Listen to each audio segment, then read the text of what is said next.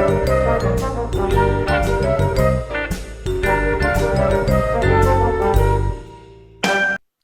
guys, Joe DeMarco from the Crazy New York Driver Show. It's Friday evening, October 16th, 2020. Welcome to another eBay video. I'm going to divide this video into three different topics. Number one is overseas eBay customer service giving out wrong and incorrect information that is hurting us sellers. Number two will be declining a return when your listing clearly says no returns. And number three will be some interesting eBay updates. So stay seated, keep your eyes on the screen, because this is one of those videos where you can't get away with just listening to what I have to say. You have to be looking at the screen. This is extremely important, because if this can happen to me, it can happen to you. That being said, let's get started. I sure hope this helps you, and I'd like to point out that I'm back to using my original headset microphone since I had quite a few complaints about the lapel mic last week. So, here we go. So what happened is, let's look at this message I got from an eBay buyer. This message was sent on October 5th.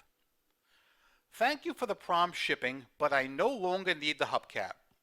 The box is unopened and in the same condition it was shipped in. Please send return address. Thank you for your time, Andy Ball.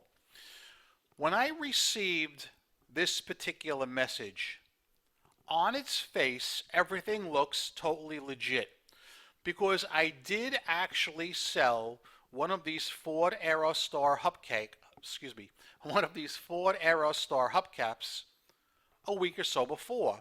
So to me, everything looked totally legit, and I figured this customer was going to just open a return request.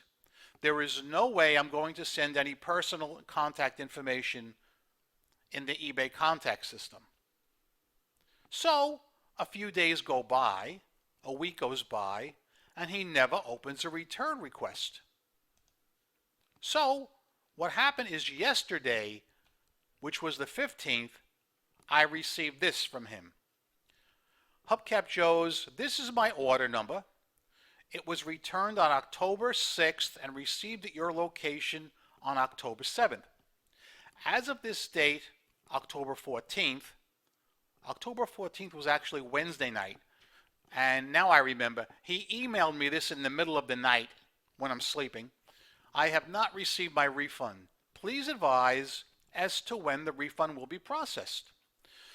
Now keep in mind, he has circumvented eBay's return policy by taking it on his own to send the item back to me. And as you know, that actually voids the eBay warranty on the item and the eBay guarantee on the item. But still, at this point, everything looked totally okay to me. I didn't catch a huge mistake. So I wrote back to him. You can see this all went down yesterday is when I sent this letter to him, the 15th. I wrote, hello. Prior to this, the only communication I have from you is from the date of October 5th, when you stated you changed your mind and wanted to return the item. You have not contacted me in any way, nor have you even opened a return request. I accept returns for 30 days, so it's no real problem. However, it has to be done by eBay rules.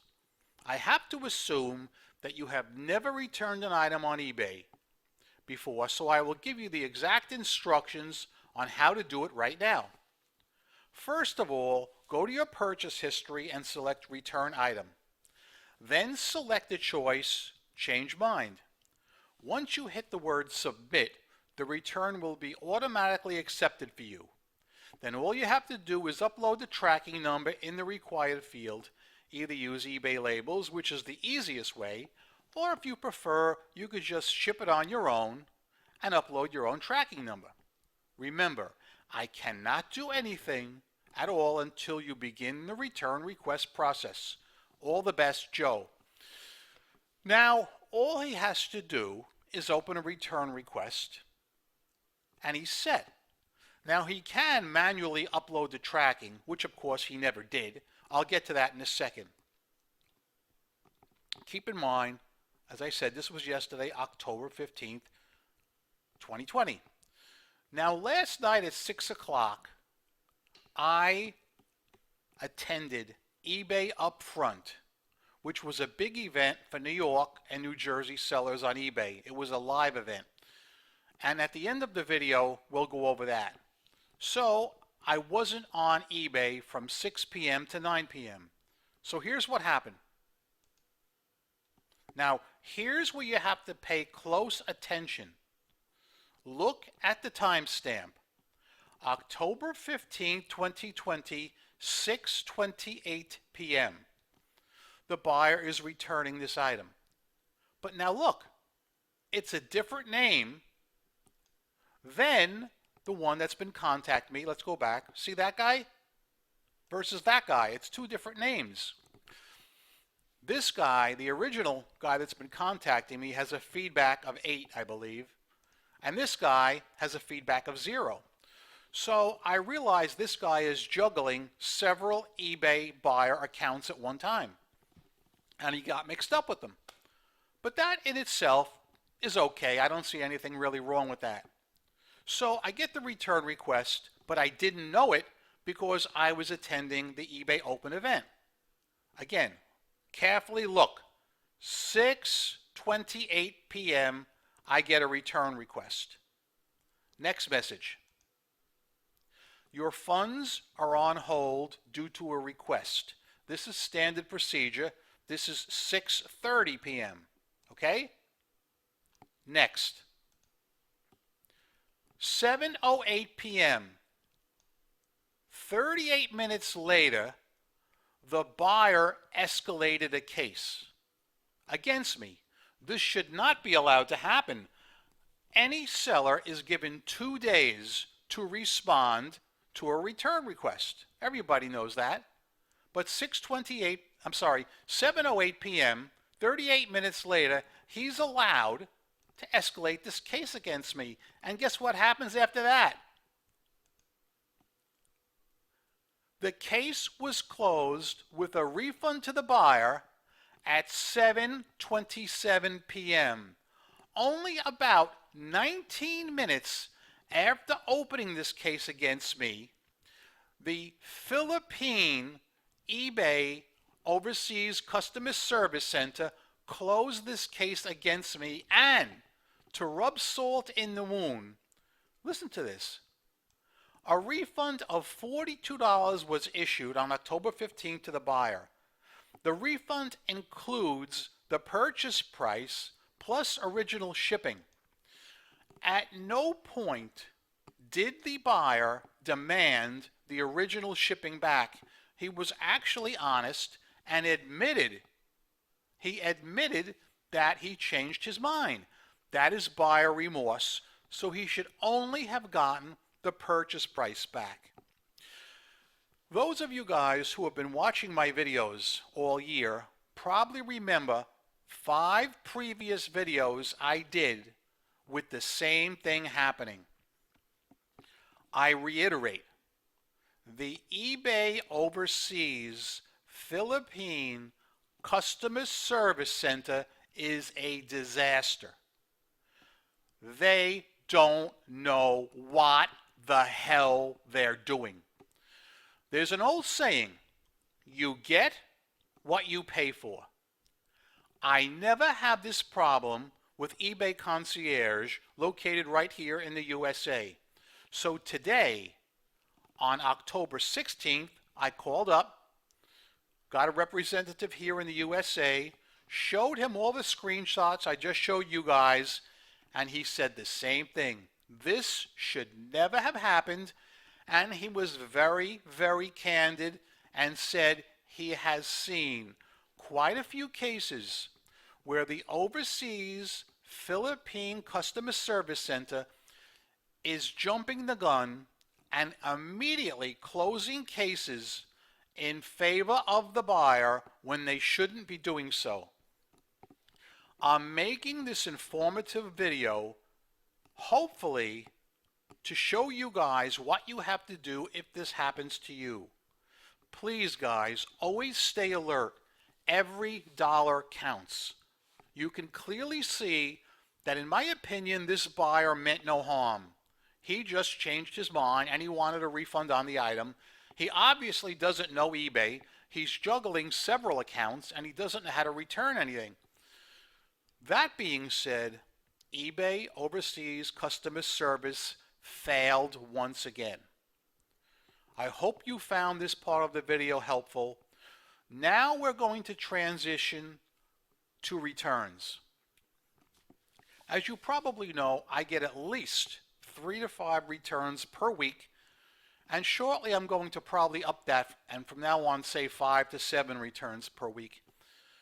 But I want to focus on returns where the listing clearly says, as is, no returns.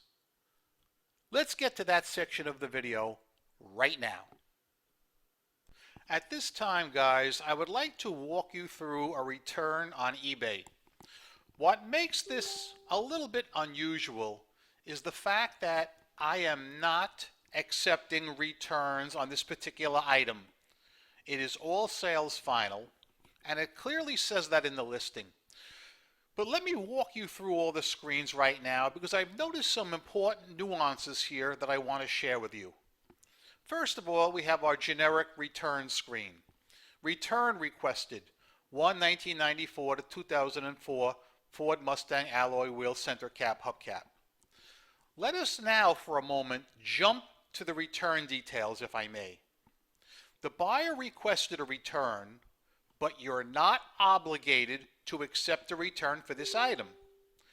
The buyer claims it does not fit. These wheel covers do not fit the vehicle. And then, of course, you have your choices.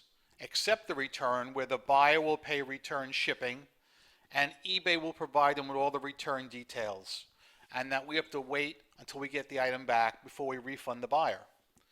Choice B, which I will never ever use, is give a full refund and let the buyer keep the item. That will never happen. Choice C, another one that will never happen, offer a partial refund. Choice D, decline the return, because I clearly say no returns, but we'll get to that in a second. Or the last choice, send the buyer a message. Now, before we go any further, let me jump to another message I received from eBay as well. Your funds are on hold due to a request.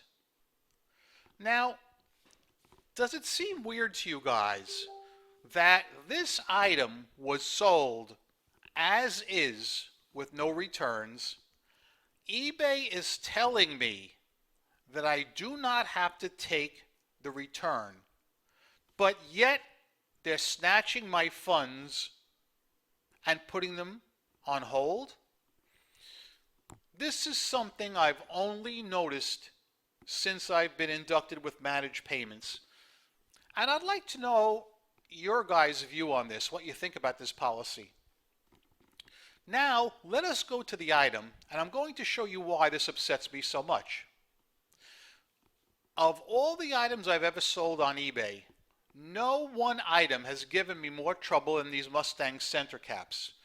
And what upsets me, what really upsets me, is I'm going to show you how I've taken great pains to properly describe the item, even going to the extreme of showing pictures of the only wheels these will fit. First of all, condition is used.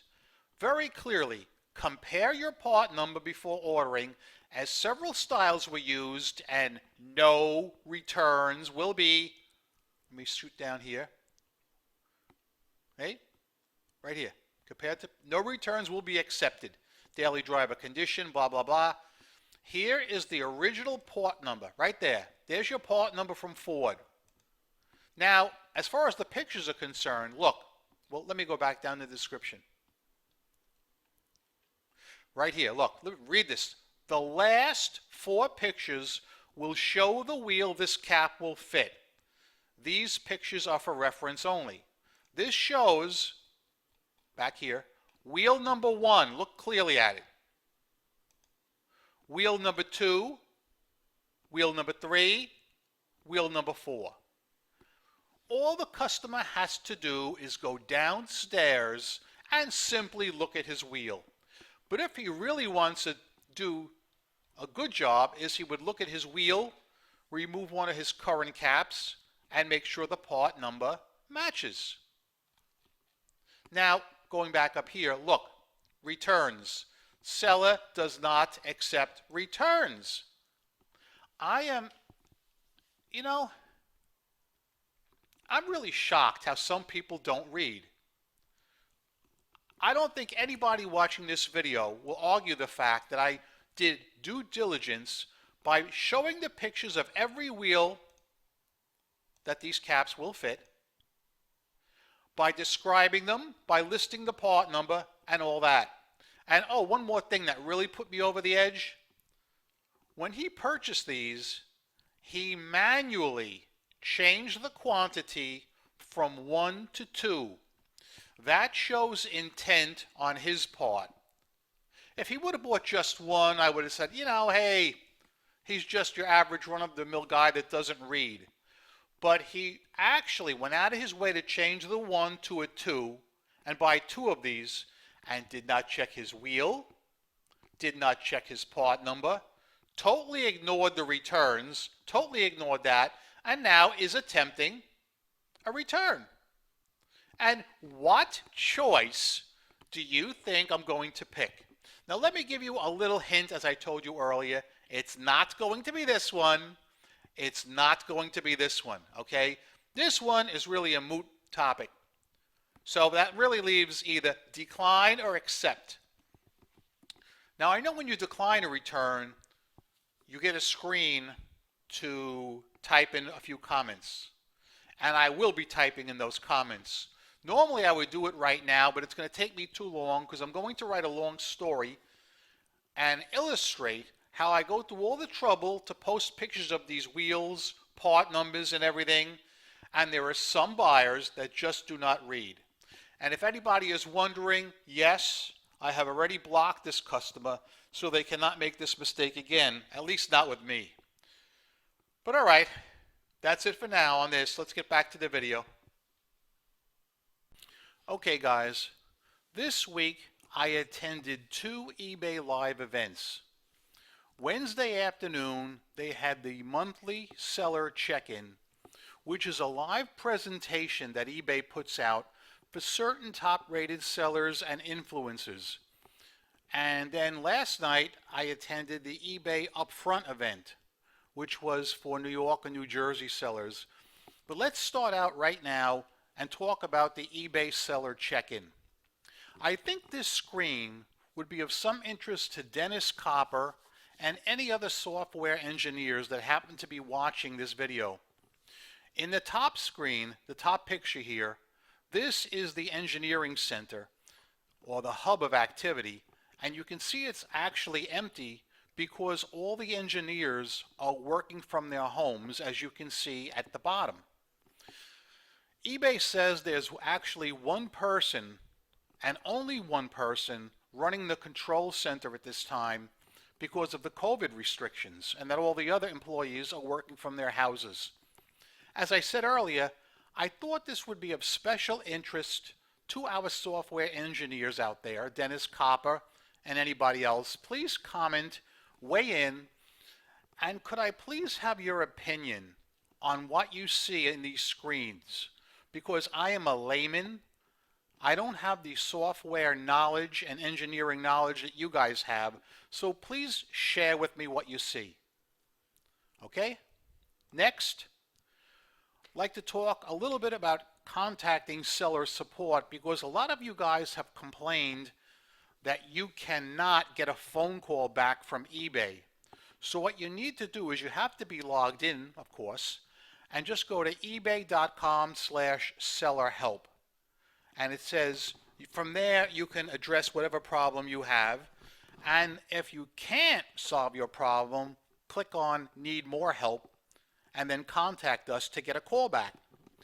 As I said earlier in the video, I called Concierge today at approximately, what time was that? It was in the afternoon, let's say 1 o'clock. It said estimated wait time 3 minutes. And believe me, I don't think it even was 3 minutes. They called me right back and they handled my issue and everything worked out just great. Last night, Thursday night, I attended the eBay Upfront event from 6 p.m. to 9 p.m. And as I said earlier in the video, it was during that time that that unfair case was opened against me. I should have mentioned earlier that both the seller check-in event and the eBay Upfront event were held via Zoom. I find Zoom to be very, very easy to use and very convenient. And while I'm on that subject, I've been on grand jury for the last 12 weeks, and we also have been utilizing Zoom in the proceedings. So yeah, Zoom has a very wide range of uses. But I'll be making a grand jury video in the near future. But right now I want to talk a little bit about last night's upfront meetup. So it started out with a general discussion from Marnie Levine, Harry Temkin, and a few others about some new improvements eBay is coming out with. That was the first hour from, I believe, it was from 6 p.m. to 7:30, where they discussed the things that are changing at eBay and the improvements. They talked about the whiteout background, which is now going to be available not only on the app, but on desktop as well, which is going to help me a lot because, as you know, I am a Mac user. I do almost all my listings on the Mac, and I love it. It's very easy, much easier than the app. They also talked about some other improvements, and after that, we were allowed to break away and go into certain chats and certain meetings. Basically, what we had to do was enter a specific meeting ID number along with a password that we were given, and we would enter into that chat. For instance, there was a group for social media, there was a group for increasing your sales, how to be a top-rated seller, the perfect eBay listing. But the group that I chose that you're looking at right here was eBay Trust and Safety and Policy Violations. No surprise that I would choose this chat because there was quite a few things I wanted to discuss. And I was unbelievably lucky because, believe it or not, there were only 2 live people, 2 live sellers in this chat. There was myself here, Joseph DeMarco, and there was this man, Matt. Both of us are eBay Motors sellers, and we had a lot of things to discuss. Gabe is an eBay employee, so is Jill, and so is Long. So basically, Matt and I had an hour and a half to chew their ear off and tell them, what is bothering us on eBay. And we talked about many issues, and Matt and I basically had carbon copy issues. We both talk about how we get an unusual amount of returns because he's an eBay Motors seller too. So he encounters the same problems I do. I also talked about the seller that I showed you earlier that was trying to circumvent the eBay return system. And oddly enough, the employees said they really had not encountered that before, but they were quite interested in my story and they were really, really intrigued by the whole thing. So I filled them in on the whole thing, not knowing that I was having a case opened against me at that very time. But as you know, it all worked out in the end. We also segued to Vero complaints. Of course, we talked mainly about eBay Motors because that's where it affects us. But in the past, I've complained about sellers who sell cheap China crap and put name brand badges on it, like Nissan, Volkswagen, etc.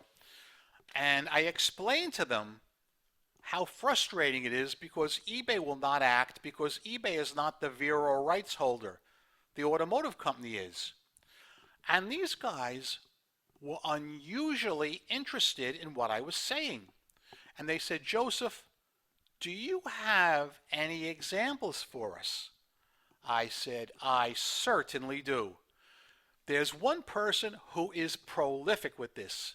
I said, I'm going to show you his listings, and I want you to look at his feedback and see all the eBayers that are complaining that these are not name brand goods, that he's falsifying that they're real when in fact they're aftermarket China crap. And I produced the evidence, and they were shocked. They said, we were definitely going to pursue this. But again, that's neither here nor there. I've been made promises before, and things didn't always work out, but we'll see about that. They also spoke about how eBay has our back regarding abusive buyers. And you know me, guys. I love eBay. I love selling on eBay. But when I feel that I'm being given a snow job, I'm speaking up, and I did. I said, with all due respect, I don't agree with anything you're saying.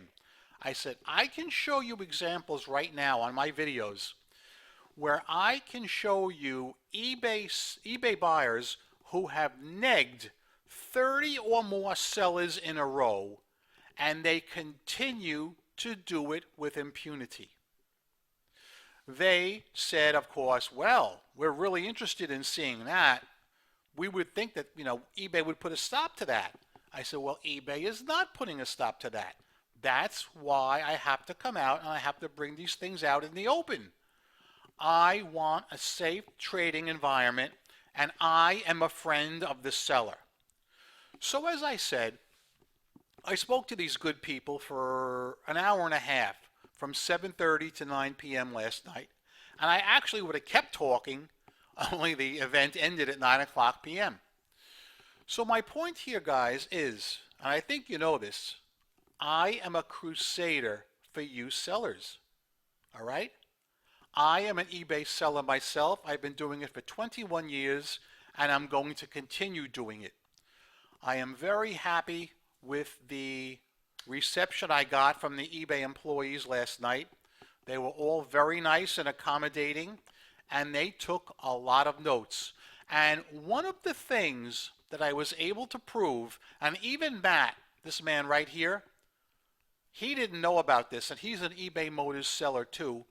We talked about the glitch I showed you a few days ago where you cannot toggle to block buyers from contacting you on eBay if they've not yet done a deal with you.